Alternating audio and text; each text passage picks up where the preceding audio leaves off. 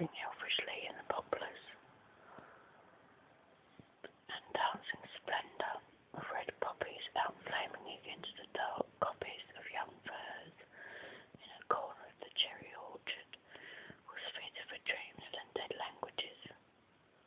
The Virgil soon slipped unheeded to the ground, and Anne, her chin propped on her clasped hands, and her eyes on splendid mass of fluffy clouds that were heaping up just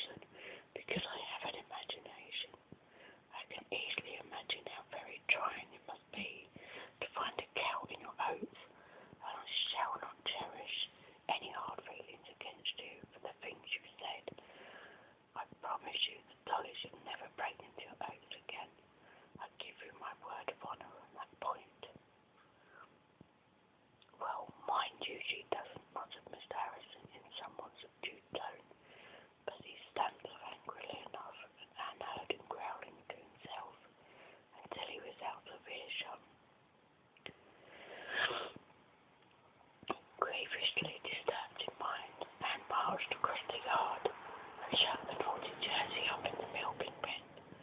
She can't possibly get out of that unless she tears the fence down, she reflected. She looks pretty quiet now. I dare say she has sickened herself of those oats. I wish I'd sold it to Mr. Shearer when he wanted her last week, but I thought it was just as well to wait until we had the auction of the stock and let them all go together. I believe it is true about Mr. Harrison being a crank. Certainly there's nothing of the kindred spirit about him. Anne had always a weather eye open for kindred spirits. Marilla Cuthbert was driving into the yard as Anne returned from the house, and the latter flew to get the tea ready. They discussed the matter at the tea table.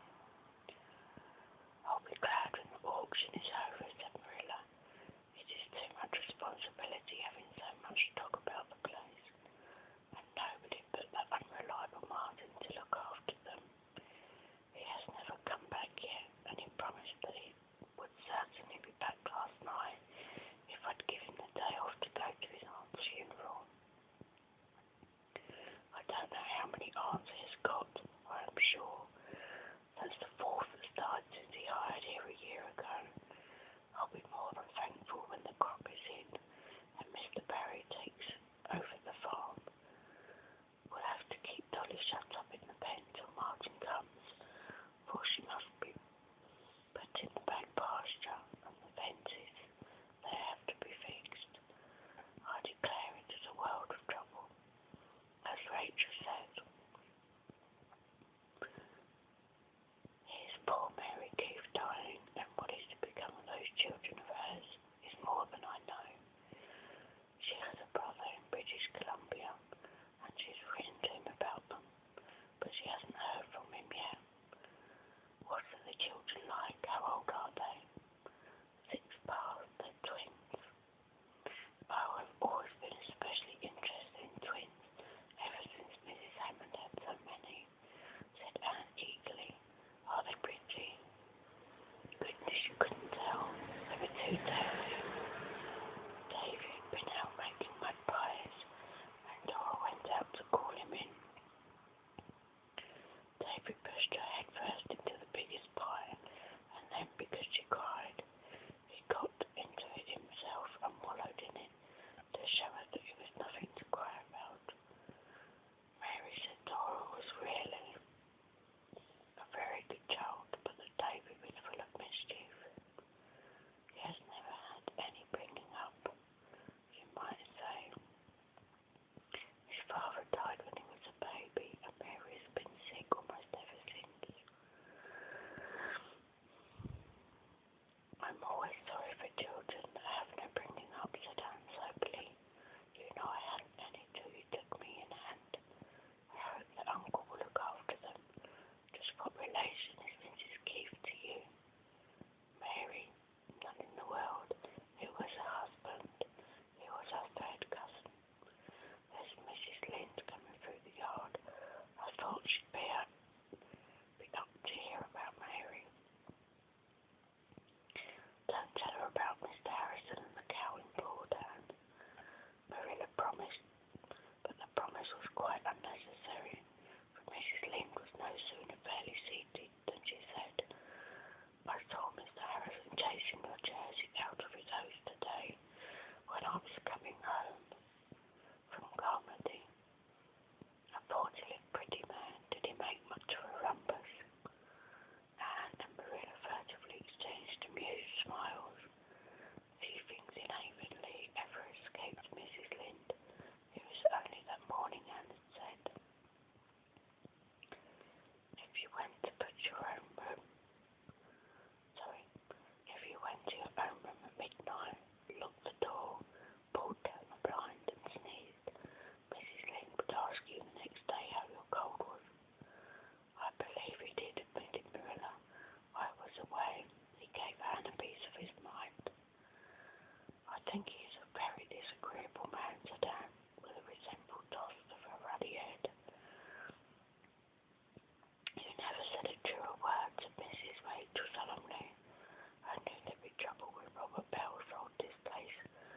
New Brunswick man. That's what. I don't know what Avonlea is coming to. With so many strange people rushing into it, it'll soon not be safe to go to sleep in our beds. Why, what other strangers are coming in? Asked Marilla. Haven't you heard? Well, there's a family of Donalds for one thing. They fronted Peter Sloane's old house. Peter has hired the man to run his mill. They belong down east and nobody knows anything about them. Then that shiftless Timothy Cotton family are going to move up from the White Sands, and they'll simply be a burden on the public. He is in consumption when he isn't stealing, and his wife is a slack-twisted creature that can't turn her hand to a thing. She washes her dishes sitting down. Mrs. George Pye has taken her husband's orphan nephew, Anthony Pye. He'll be going to school to you, Anne, so you may expect trouble, that's what. And you'll have another strange pupil too. Paul Irving's coming from the States to live with his grandmother. You remember his father? Marilla. Stephen Irving, him that jilted